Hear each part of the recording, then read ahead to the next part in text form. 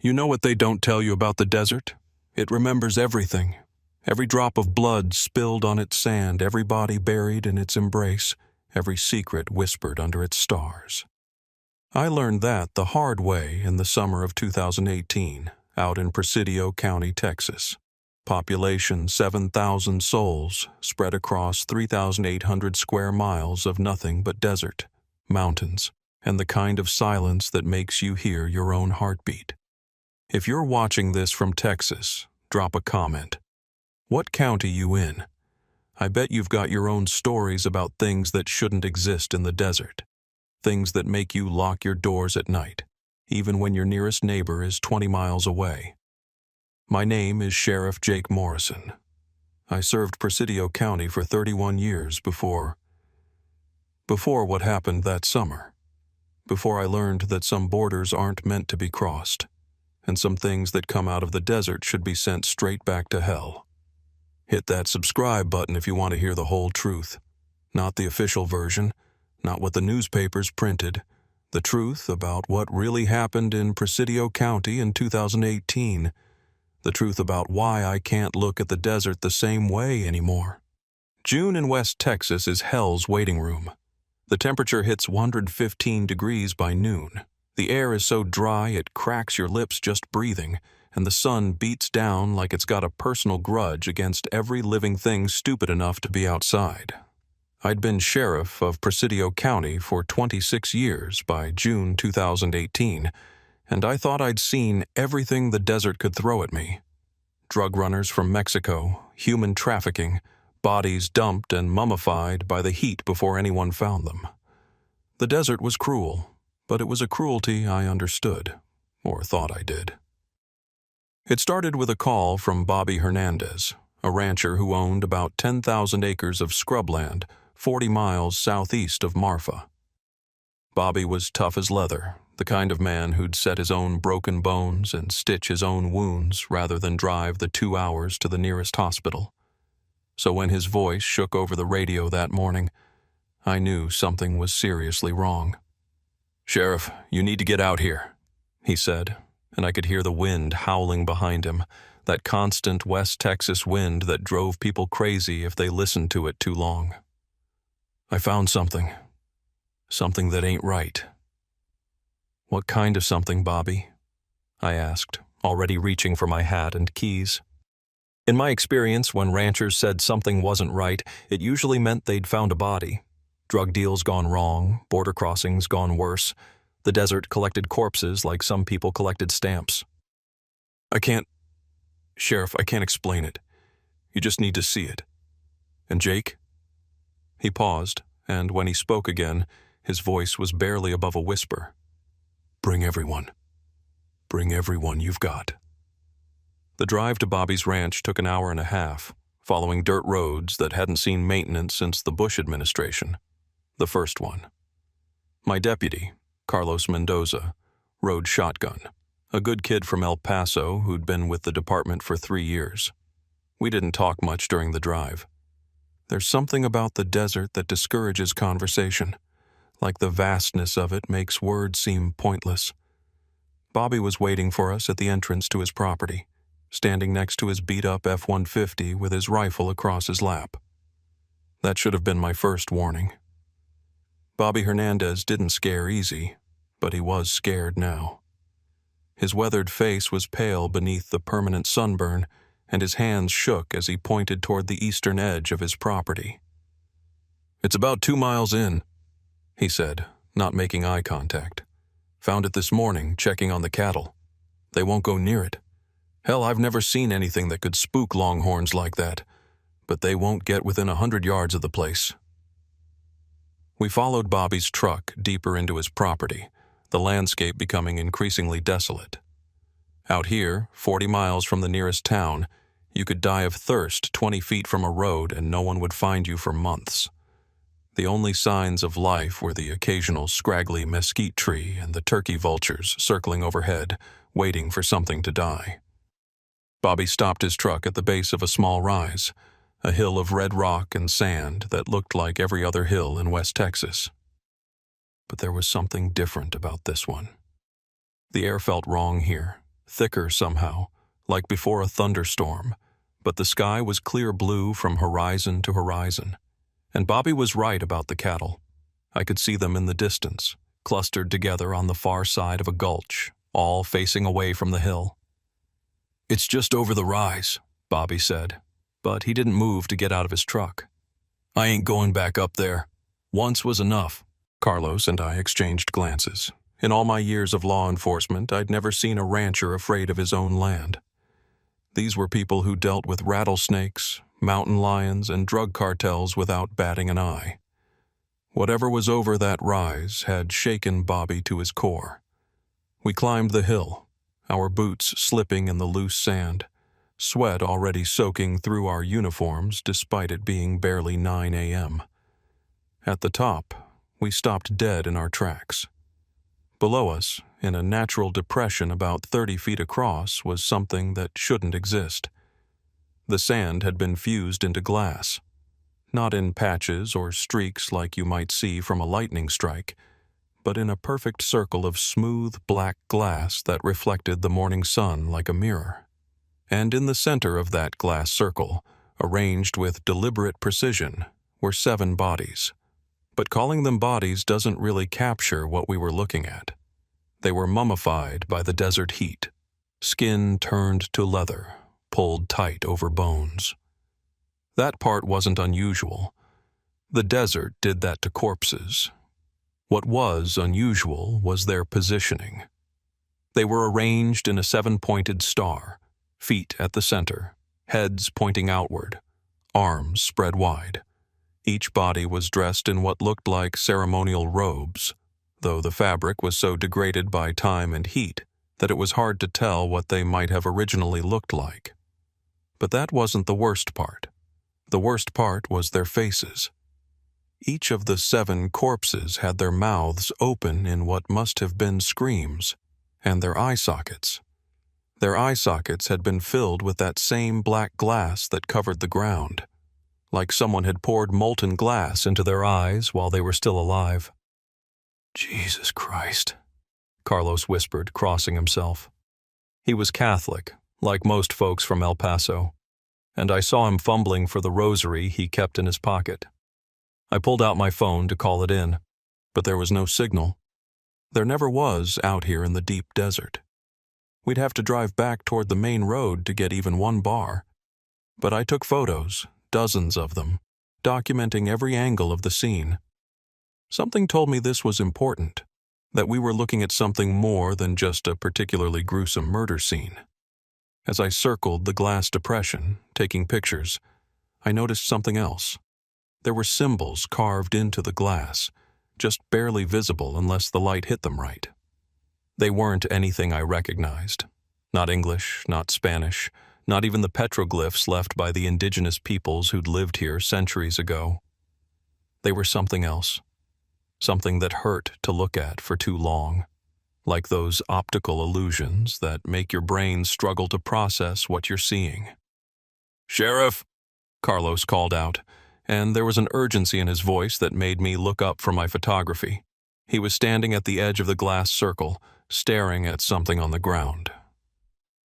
"You need to see this."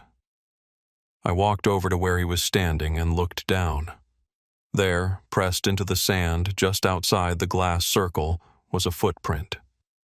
It was fresh, couldn't have been more than a few hours old based on how sharp the edges were. But it wasn't a human footprint. It was too long, with what looked like claw marks at the ends of the toes. And it was deep, much deeper than a footprint should be, like whatever made it weighed several hundred pounds. "Could be a mountain lion," I said, but even as the words left my mouth, I knew they weren't true. I'd seen plenty of mountain lion tracks, and this wasn't one of them. This was something else. We found more tracks leading away from the circle, heading northeast toward the mountains. They went on for about 50 yards before simply stopping, like whatever made them had vanished into thin air, or taken flight. That thought popped into my head unbidden, and I pushed it away. There were no flying creatures in West Texas that could make tracks like that. There were no creatures anywhere that could make tracks like that. "We need to get a team out here," I told Carlos. "Full forensics, the works, and we need to identify these bodies." We headed back down the hill to where Bobby was waiting, still in his truck with the engine running like he was ready to bolt at any moment. When he saw us coming, his face was full of questions he didn't want to ask. "Bobby, how long has that been there?" I asked. He shook his head. "I was through here just last week, checking the fence line. It wasn't there then. Whatever happened, it happened in the last 7 days." 7 bodies arranged in a circle that had been there less than a week but looked like they'd been mummifying in the desert for years. Glass that shouldn't exist. Footprints from something that couldn't exist. And a rancher who'd seen it all, now too scared to set foot on his own land. We drove back toward town until we got cell signal, and I called in every resource I had. The Texas Rangers, the FBI field office in El Paso, even a forensic anthropologist from the University of Texas. Within hours, Bobby's ranch was swarming with law enforcement and scientists, all trying to make sense of what we'd found. The forensic anthropologist, Dr. Sarah Chen from Austin, was the first to notice something that made the whole situation even stranger. She pulled me aside as the sun was setting, painting the desert in shades of red and gold. "Sheriff Morrison, I need to show you something," she said, leading me to a temporary workstation they'd set up. She had a laptop open, showing close-up photos of one of the corpses. "These bodies, based on the level of decomposition and mummification, they've been dead for at least 20 years, maybe 30. "That's impossible," I said. "Bobby was through here last week." "I know what you're telling me, and I know what the evidence is showing me," Dr. Chen replied, pulling up more images. "But look at this. The clothing fibers, the degree of tissue degradation, even the accumulation of sand in the body cavities. All of it indicates these bodies have been in the desert for decades. And there's something else." She switched to a different set of images, close-ups of the symbols carved into the glass. "I've sent these to colleagues who specialize in ancient languages and symbols.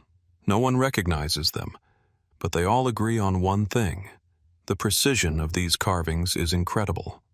To carve into glass like this, especially glass that appears to have been formed at extremely high temperatures, would require specialized tools, laser cutters, maybe. But what? But the weathering patterns on the carvings suggest they're as old as the bodies. Decades old. Sheriff, we're looking at something that shouldn't be possible. Bodies that are decades old appearing in the last week, arranged on glass that shouldn't exist, with carvings made by technology that either doesn't exist or didn't exist when these carvings were made." As she spoke, one of the FBI agents called out from the site. They'd found something else. We hurried over to where a team was carefully excavating around the edge of the glass circle. They'd uncovered what looked like a metal box about the size of a shoebox, buried just beneath the sand. It was made of some kind of metal I didn't recognize, dark and somehow oily looking, with more of those symbols etched into its surface. "Don't touch it," I said, some instinct making me step between the box and the eager FBI agents. "Not directly. Use gloves, tongs, whatever, but don't touch it with your bare skin." They looked at me strangely, but something in my voice must have convinced them. They used tools to carefully extract the box and place it in an evidence container. As they did, I could have sworn I heard something, a whisper maybe, or the sound of sand shifting. But when I looked around, everyone was focused on the box, and the desert was still. That night, we set up a perimeter around the site. I stationed deputies in shifts, making sure someone was always watching. I told myself it was to preserve the crime scene. But the truth was, I didn't want to leave those bodies alone in the dark. Something about the whole situation felt wrong, felt dangerous in a way I couldn't articulate. I was right to be worried. At 3:17 a.m., Deputy Martinez, who'd drawn the midnight shift, called in a panic. His voice over the radio was high and scared, nothing like the steady professional I'd known for 10 years. "Sheriff, something's happening out here," The bodies. The bodies are... The transmission cut to static. I was already in my truck, racing through the desert night toward Bobby's ranch, Carlos right behind me in his patrol car. We made the hour-and-a-half drive in less than an hour, taking the dirt roads at speeds that should have flipped our vehicles. But something told me speed was essential, that every second counted. When we arrived at the site, Deputy Martinez's patrol car was there, lights still flashing, driver door open. But Martinez was nowhere to be seen. We called out for him, searched the area around the glass circle, but found nothing. No sign of struggle, no blood, nothing. Just his abandoned vehicle and the 7 bodies, still arranged in their star pattern. Except now there were 8. In the center of the star, where the feet of the 7 bodies pointed, was Deputy Martinez. He was arranged in the same position as the others, arms spread wide, mouth open in a silent scream. But unlike the others, he wasn't mummified. He was fresh, recently dead, maybe only an hour or 2 based on the body temperature. His eyes had been removed and replaced with that same black glass, still warm to the touch. But that was impossible. The medical examiner would later confirm that the glass in Martinez's eye sockets was chemically identical to the glass circle, formed at temperatures exceeding 2,000 degrees Fahrenheit. To do that to someone would have required equipment, time, and would have left evidence everywhere. But there was nothing. No signs of anyone else having been there, no equipment, no struggle. Just Martinez, transformed into the 8th point of a star that shouldn't exist. The death of Deputy Martinez changed everything. This wasn't just some bizarre archaeological discovery anymore. It was an active crime scene with one of my own people dead. By dawn, the FBI had taken over the investigation, setting up a mobile command center that looked like something out of a movie. Black SUVs, satellite dishes, generators humming in the desert heat. They brought in specialists from all over the country, forensic experts, anthropologists, even some professors from universities I'd never heard of who specialized in what they called anomalous phenomena. The agent in charge was a woman named Special Agent Diana Foster, out of the Dallas field office. She was maybe 40, with that kind of tired efficiency that comes from seeing too much weird shit in too many places. When she looked at the glass circle with its 8 bodies, she didn't seem surprised so much as resigned, like she'd been expecting something like this to happen eventually. "Sheriff Morrison," she said, pulling me aside while her team worked. "I need to ask you some questions about this area. Has anything like this ever happened before? Any unexplained deaths, missing persons, strange phenomena?" I thought about it. Really thought about it. Presidio County had always been a strange place. You can't have 3,800 square miles of desert on the Mexican border without accumulating some weirdness. But nothing like this. Nothing even close. "We get the usual border stuff," I told her. "Drug runners, coyotes moving people across, occasional cartel violence. But this? No, ma'am, nothing like this." She nodded, making notes on a tablet. "What about local legends, stories the old-timers tell?" That gave me pause. There were stories, of course. There were always stories in places like this, where the desert had been swallowing secrets for thousands of years. The Apache had considered certain parts of the county forbidden land.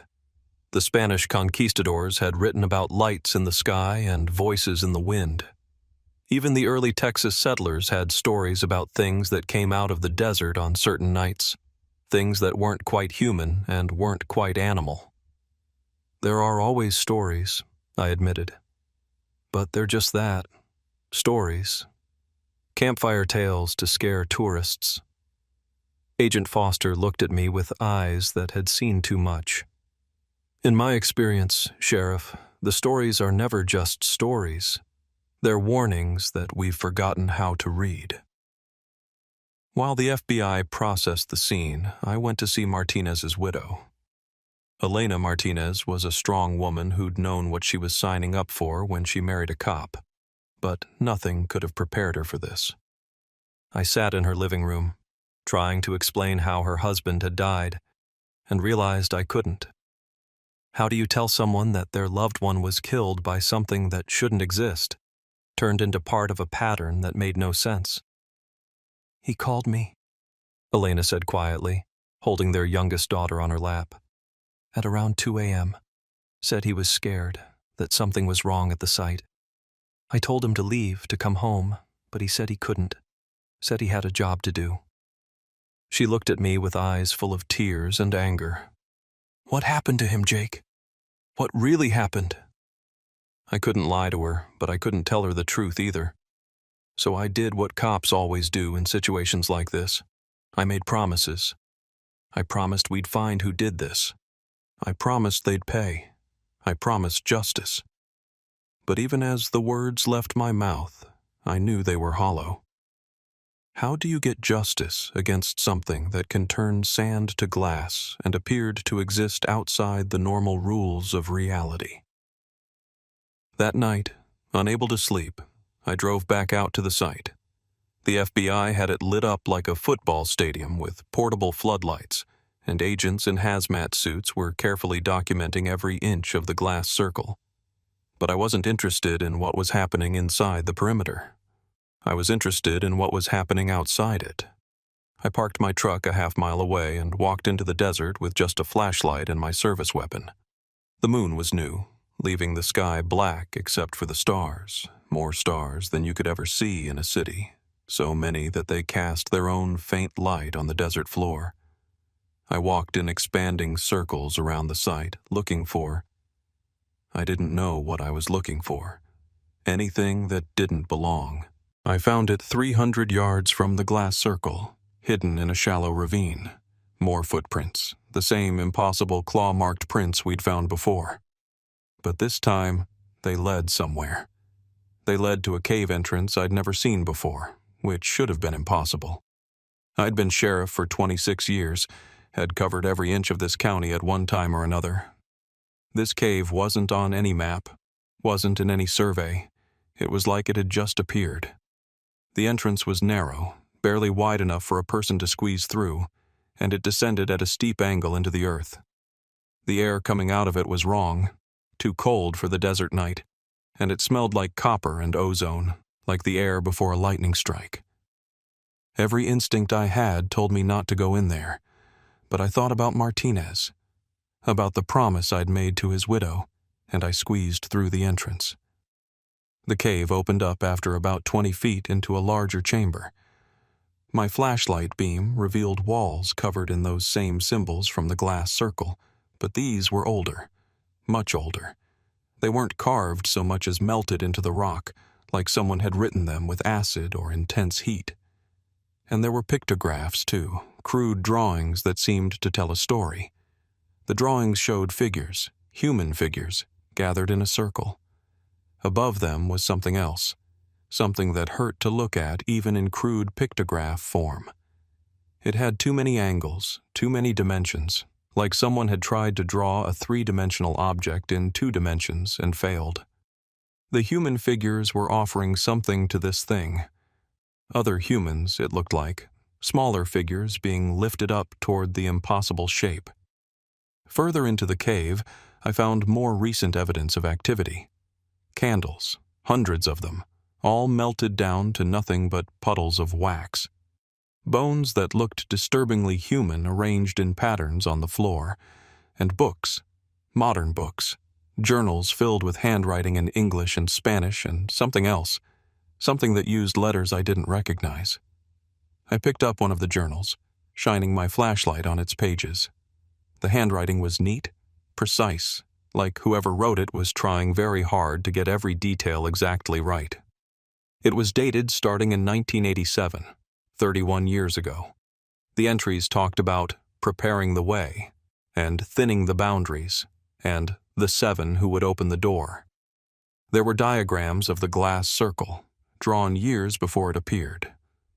There were lists of names, some crossed out, some circled. Deputy Martinez's name was on one of the lists, circled in red ink. My blood went cold. This had been planned. Someone had been planning this for decades, maybe longer. The 7 bodies, Martinez's death, all of it was part of something bigger, something deliberate. I photographed as many pages as I could, my hands shaking as I turned them. The later entries became increasingly frantic, talking about the alignment approaching and the door weakening and soon, soon, soon, written over and over again. The last entry was dated June 3rd, 2018, just 5 days ago. It said simply, "Tonight we begin. The 7 are ready. The 8th will come. The 9th will complete the pattern. And then, at last, it will be free." The 9th. There was going to be a 9th. I grabbed as many of the journals as I could carry and started to leave. But as I turned toward the cave entrance, I heard something. Footsteps, coming from deeper in the cave. Not the careful steps of a person trying to be quiet, but something else. Something heavier with that same wrong rhythm I'd noticed in the prints outside. Not quite human, not quite animal. I drew my weapon and pointed my flashlight toward the sound. The beam penetrated maybe 30 feet into the darkness before being swallowed up. The footsteps got closer, and with them came a smell. That same copper and ozone scent, but stronger now, mixed with something organic and rotting. "Sheriff Morrison." The voice came from the darkness, but it wasn't quite a voice. It was like multiple people speaking in unison, their words slightly out of sync. "You shouldn't be here." "Who are you?" I demanded, trying to keep my voice steady. "Show yourself."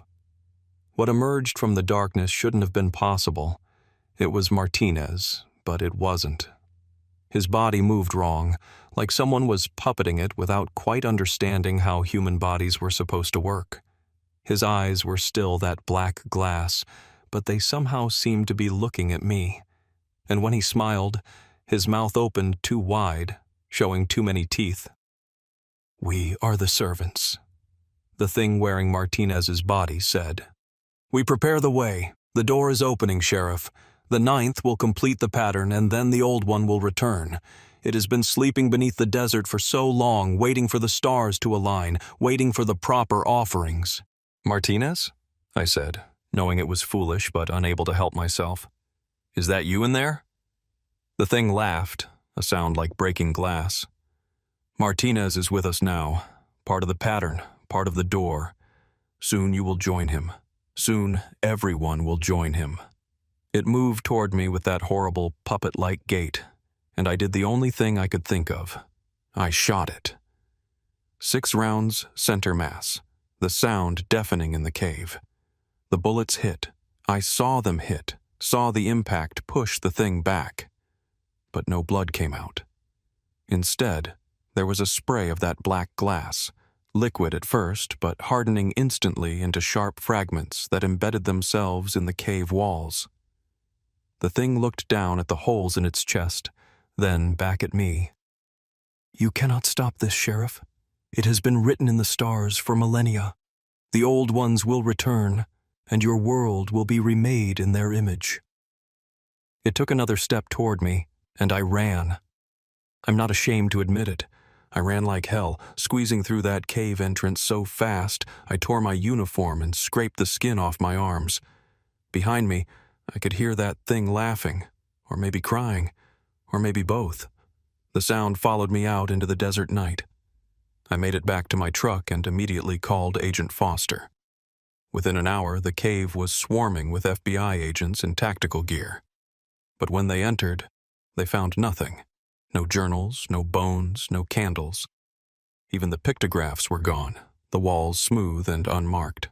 The only evidence that I hadn't imagined the whole thing was the video I'd taken on my phone, and even that was corrupted, showing mostly static with occasional glimpses of symbols and text.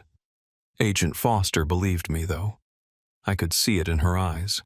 She'd seen enough impossible things to know that sometimes the impossible was just another word for "we don't understand it yet." "We need to figure out who the 9th victim is going to be," she said, pacing the command center. If there's really a pattern here, if someone's been planning this for decades, then they've already chosen the ninth. We need to find them before... She was interrupted by a call from the coroner's office in Alpine, the county seat.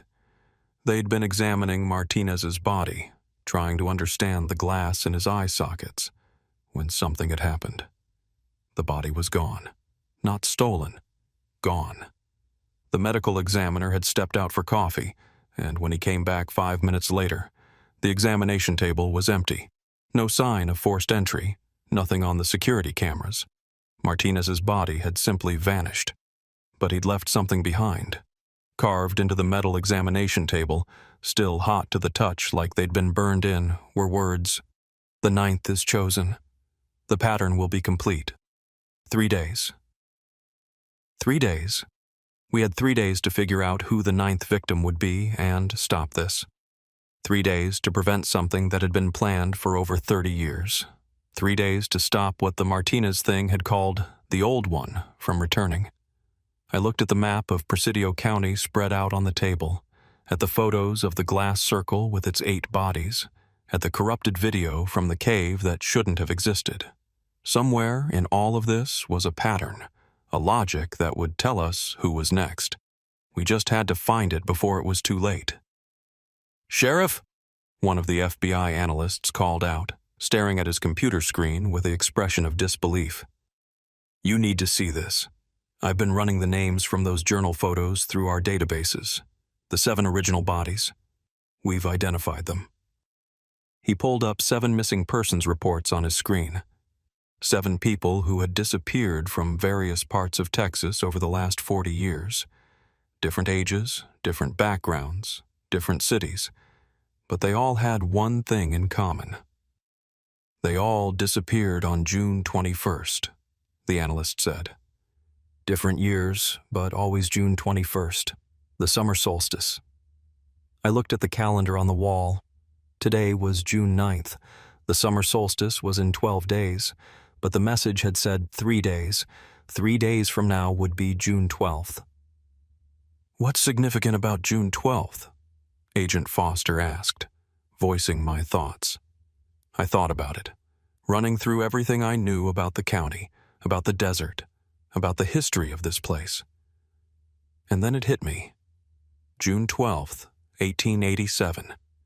The date of the Presidio County massacre, when a group of settlers had been found dead in the desert, their bodies arranged in a pattern that was never fully explained. The Army had blamed it on Apache raiders, but the Apache had always denied it, said it was something else, something older that lived in the desert. 131 years ago, and now it was happening again. The command center became a war room. Agent Foster had called in resources from across the Southwest. Profilers, historians, even a few people she euphemistically referred to as consultants who looked like they'd stepped out of a Gothic novel rather than a federal agency. One of them, a Professor Blackwood from some university in New England, spent hours poring over the corrupted video from the cave, muttering to himself in languages I didn't recognize. We had 3 problems to solve. Who was the 9th victim going to be? Where would they be taken? And most importantly, who was behind all of this? The answer to the first question came from an unexpected source. Carlos, my deputy, had been going through social media posts from the area looking for anything unusual. What he found made my blood run cold.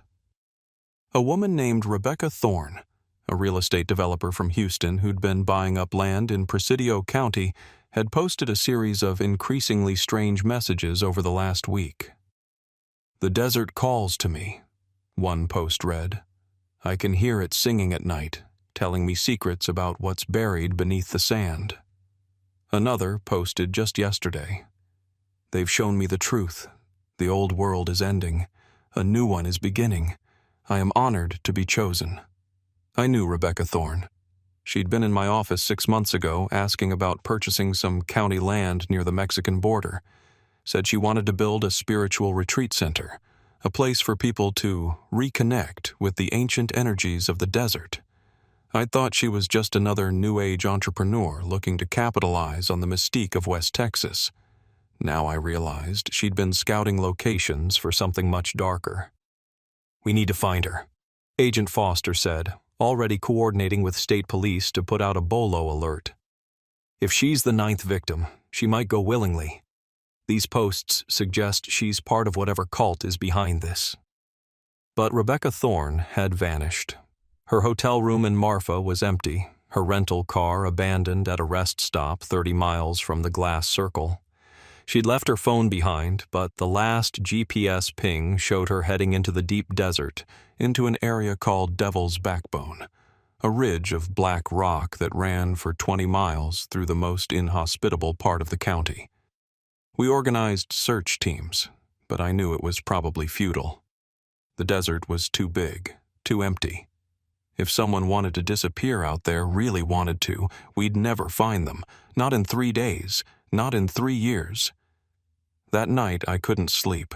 I kept thinking about the cave, about the thing wearing Martinez's face, about the promise that the old one would return. At 3 a.m., I gave up on sleep and drove out to the one person in the county who might have answers, Maria Espinoza, whose family had lived in Presidio County since before it was part of Texas, since before it was part of Mexico, since before the Spanish came. Maria was 93 years old and lived alone in an adobe house her great-grandfather had built. She was awake when I arrived, sitting on her porch in the dark, as if she'd been expecting me. "Sheriff Morrison," she said in Spanish, though she spoke perfect English when she wanted to. "You've come about the old one." It wasn't a question. I sat down next to her, accepting the cup of coffee she offered that seemed to materialize from nowhere. "You know what's happening," I said. She nodded slowly. "My family has known for generations. We were here when it last woke, in 1887. My great-grandmother saw it happen, saw what came out of the earth when the barrier was thin. She made us promise to remember, to warn others when the signs appeared again." "Why didn't you warn us?" Maria laughed, but there was no humor in it. "Would you have believed me, Sheriff? Would anyone? No, people have to see for themselves. They have to learn the hard way that there are things older than humanity, things that were here before us and will be here after us." "What is it? This old one?" She was quiet for a long moment, staring out at the desert. "The Apache called it the hunger that walks. The Spanish called it El Devorador. My people. We just called it the thing that should not be. It's been sleeping beneath the desert for thousands of years, maybe longer. Every so often, when the stars align just right, the barrier between its world and ours grows thin. That's when it needs feeding. That's when it needs servants to prepare the way." "The cult?" "Not a cult, not exactly. People who've been touched by its dreams, infected by its thoughts. It calls to certain minds, particularly those who are already broken in some way. It promises them power, transformation, escape from the pain of being human. All they have to do is help it return." "How do we stop it?" Maria looked at me with ancient eyes. "You don't stop something like that, Sheriff. You can only delay it. Send it back to sleep for another century or two. But the cost..." She shook her head. "The cost is always blood." I left Maria's house as the sun was rising, her warnings echoing in my mind. According to her, the ritual needed 9 deaths. But not just any deaths. They had to be willing sacrifices, people who chose to give themselves to the old one. The first 7 had been cultists who'd spent years preparing themselves. Martinez had been converted after death, his body made into a vessel. And Rebecca Thorne, if she was indeed the 9th, had been groomed for months, maybe years. But there was a way to disrupt it. If the 9th sacrifice wasn't completed by the solstice, if the pattern was broken, the old one would return to its slumber. We just had to keep Rebecca Thorne alive for 3 more days. When I got back to the command center, there had been a development. Professor Blackwood had decoded part of the corrupted video from the cave. It showed coordinates, GPS coordinates for a location in Devil's Backbone. Agent Foster was already mobilizing a tactical team. "We go in hard and fast," she said, checking her sidearm. "If this is where they're holding the ritual, we might be walking into a hostile situation." I insisted on going with them. This was my county, my responsibility. Besides, I was the only one who'd actually seen what we were up against, who'd looked into the glass eyes of that thing wearing Martinez's face. The convoy headed out at noon. 3 SUVs full of FBI agents, a state police helicopter providing aerial support, and me in my sheriff's truck, feeling very out of my league. The coordinates led us deep into Devil's Backbone, to a place where the black rock formed a natural amphitheater hidden from view unless you were right on top of it. We approached on foot, weapons drawn, moving through the rocks like we were in hostile territory. Which, I suppose, we were.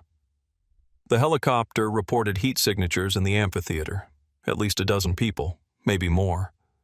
What we found when we crested the ridge defied explanation. The amphitheater had been transformed. The black rock had been carved with thousands of those symbols, covering every surface.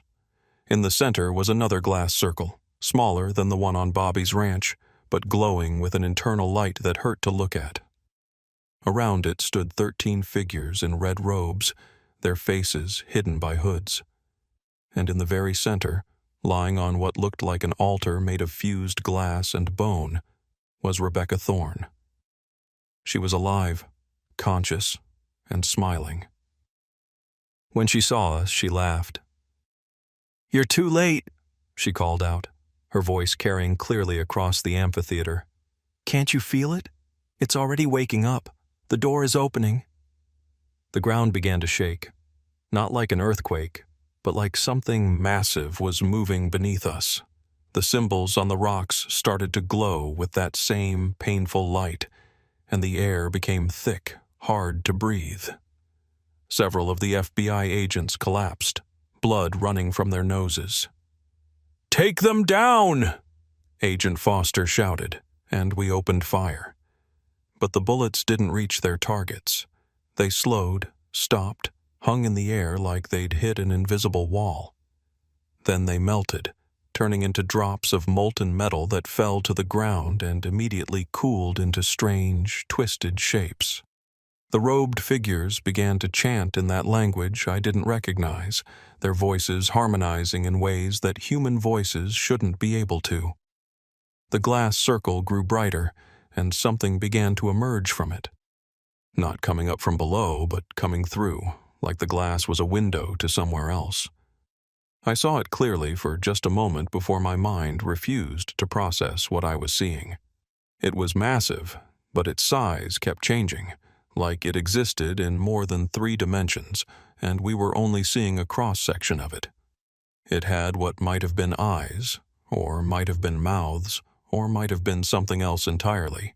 It was old, older than anything should be, and it was hungry. "The 9th sacrifice," Professor Blackwood screamed from behind me. "If she dies willingly, it can fully manifest. Stop her!" But Rebecca Thorne was already moving. She'd produced a knife from somewhere, an obsidian blade that looked ancient. She raised it above her chest, ready to plunge it into her own heart. I didn't think. I just moved. I ran down into the amphitheater, ignoring the shouts behind me, ignoring the thing that was trying to push through from wherever it came from. The invisible barrier that had stopped our bullets didn't stop me, maybe because I wasn't trying to attack, just to save. I tackled Rebecca off the altar just as she brought the knife down, the blade missing her chest by inches. We hit the ground hard, and I felt the glass beneath us crack. Rebecca fought me, stronger than she should have been, her eyes wild with religious fervor. "You don't understand!" she screamed. "It's beautiful! It's going to remake everything! No more pain, no more death, just transformation into something greater!" "That thing doesn't care about you," I said, struggling to keep the knife away from both of us. "You're just food to it, just a way to open the door."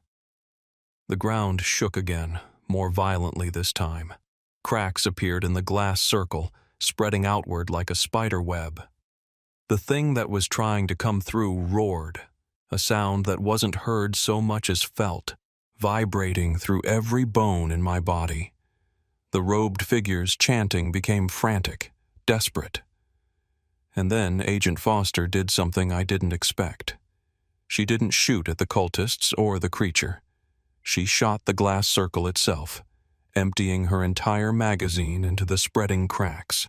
Other agents followed suit, and the circle began to shatter. The thing trying to come through screamed again, and this time I heard rage in it, and maybe fear.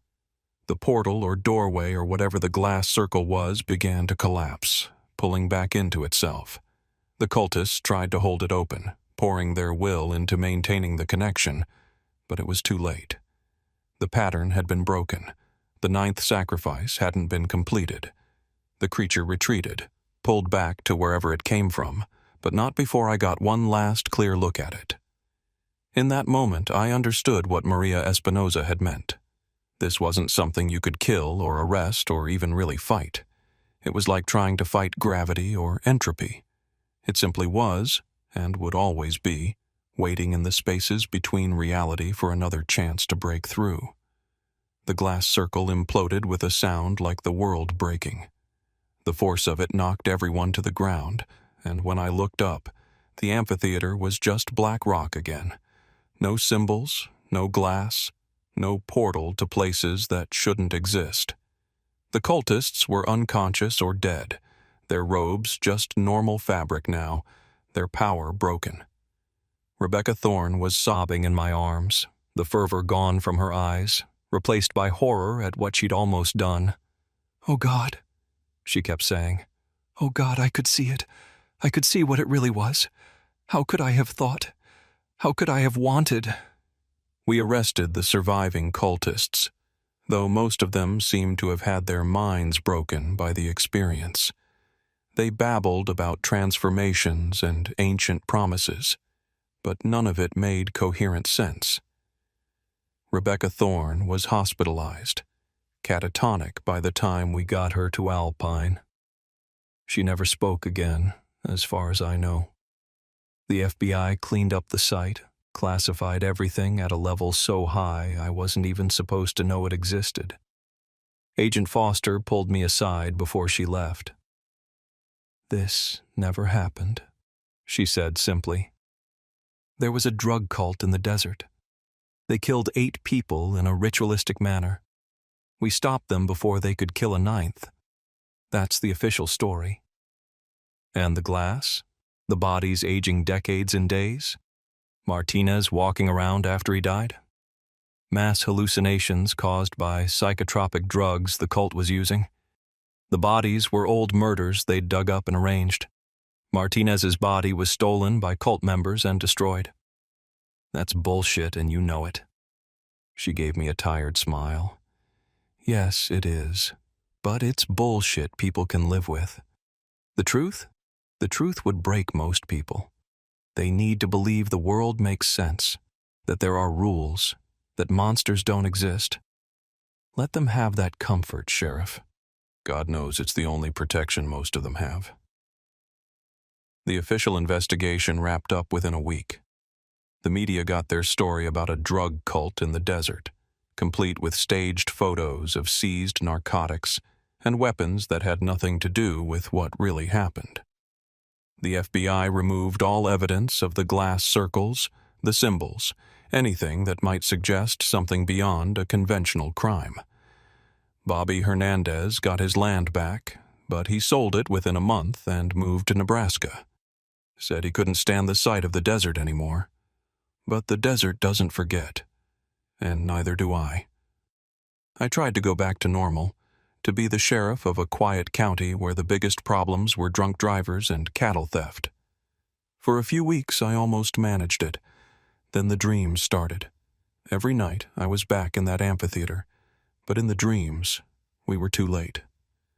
Rebecca Thorne completed her sacrifice, and the old one pushed through into our world. I watched it remake reality, transforming the desert into something alien, something that operated on different physical laws. People were turned inside out, but kept living. Buildings grew like organic things, and the sky bled colors that don't have names. I'd wake up screaming, my sheets soaked with sweat, the taste of copper and ozone in my mouth. Carlos noticed first. "Sheriff, you okay?" he asked one morning, finding me asleep at my desk for the third time that week. "You look like hell." "Just haven't been sleeping well," I told him. But we both knew it was more than that. The department had lost Martinez, had been at the center of something that shook everyone who'd been involved. The official story might have been about a drug cult, but every deputy who'd been out there knew better. They'd seen the glass, seen the bodies, felt the wrongness in the air. We all carried that knowledge now, that burden of knowing the world wasn't what we thought it was. 3 weeks after the incident, I got a call from Maria Espinoza. "Sheriff," she said without preamble, "you need to come see me. Bring no one." I found her in her garden, tending to plants that grew despite the desert heat, despite the lack of water. She looked older than when I'd last seen her, as if the events of the past month had aged her years. "It's not over," she said, not looking up from her tomatoes. "You know that, don't you?" I did know. I could feel it in my bones, in the way the desert felt different now, charged with a potential that hadn't been there before. The portal closed. The ritual failed. "The door closed," she corrected. "But closing a door doesn't make the room on the other side disappear. The old one is still there, still waiting. And now it knows about you." "What do you mean?" She finally looked at me, and her eyes were full of pity. "You touched it, Sheriff. When you tackled Rebecca Thorne, when you disrupted the ritual, you made contact with something from outside our reality. It marked you. Can't you feel it?" I could. There was something different about me since that day, something I'd been trying to ignore. I saw things in my peripheral vision that vanished when I looked directly at them. I heard whispers in languages that predated human speech, and sometimes, just sometimes, I could feel the desert breathing, like it was alive and aware. "What does it want with me?" "You're an anchor now," Maria said. "A connection between its world and ours. It will use that connection to influence things, to prepare for its next attempt. Maybe not for another century, maybe sooner. Time doesn't mean the same thing to creatures like that." "How do I break the connection?" She shook her head slowly. "You don't. You carry it until you die, and you hope you die before it decides to use you." I left Maria's house feeling like I'd been sentenced to death, just with an indefinite execution date. But she'd given me something else too.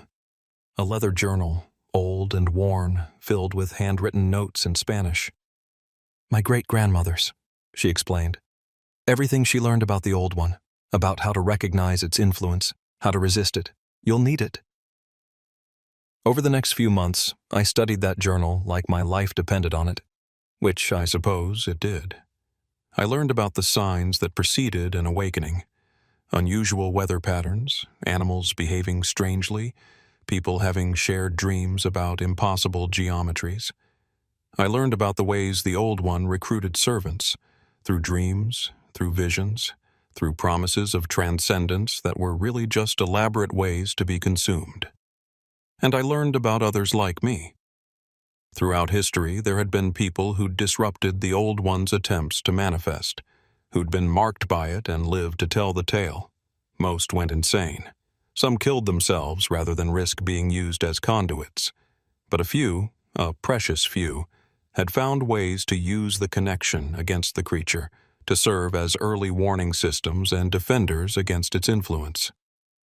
By December 2018, 6 months after the incident, I'd accepted my new reality. I was still sheriff, still did my job, but now I had an additional responsibility. I monitored the desert for signs of the Old One's influence. I investigated any reports of strange dreams or visions. I kept tabs on anyone who showed too much interest in the events of that summer. That's how I found them. The others. It started with an email from an address I didn't recognize. Just 2 words. You're marked. I thought about deleting it, but something made me respond. Who is this? The reply came within minutes. Someone like you. Someone who stood against it and lived. There are more of us than you think. Over the following weeks, I was inducted into a shadow network of people from around the world who'd encountered things like the old one. Former FBI agents who'd seen too much, professors who'd dug too deep into ancient texts, soldiers who'd found things in caves in Afghanistan that shouldn't exist, ordinary people who'd been in the wrong place at the wrong time and survived encounters with beings from outside our reality. We shared information, warned each other about emerging threats, and tried to prepare for the next time. Because there would always be a next time. The old ones, and there were more than one, I learned, were patient. They had been trying to break into our world since before humans walked upright, and they would keep trying long after we were extinct. Agent Foster was part of the network, though she never acknowledged it officially. She sent me updates on cult activity around the country, patterns that might indicate another attempt at manifestation. The cultists we'd arrested were all institutionalized now, their minds too broken to stand trial.